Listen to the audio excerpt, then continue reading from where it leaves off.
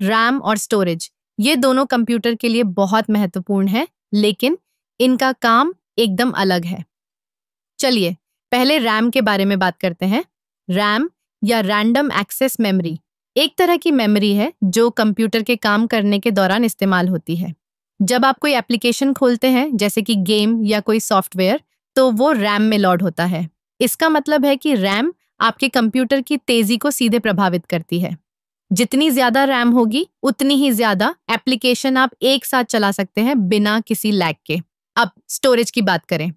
Storage जैसे कि HDD या SSD वो जगह है जहां आपका डेटा स्थायी रूप से रखा जाता है।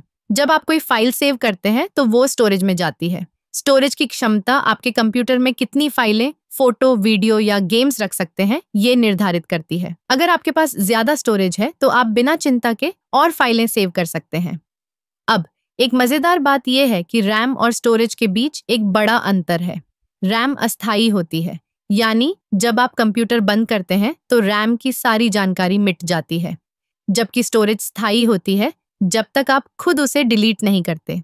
इसका मतलब ये है कि जब आप कंप्यूटर को रीस्टार्ट करते हैं तो आपकी फाइलें और डेटा स्टोरेज में सुरक्षित रहते हैं। एक और महत्वपूर्ण बिंदु है स्पीड। रैम की स्पीड बहुत तेज होती है, जिससे डेटा को जल्दी एक्सेस किया जा सकता है, जबकि स्टोरेज की स्पीड, खासकर HDD की, रैम की तुलना में काफी कम होती है।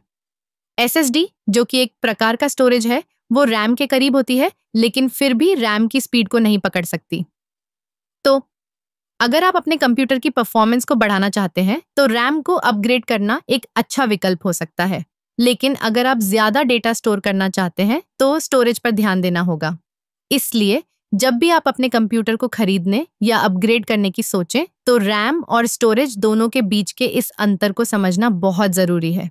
ये दोनों ही आपके कंप्यूटर के अनुभव को बेहतर बनाने में मदद करते हैं, लेकिन अलग अलग तरीकों से।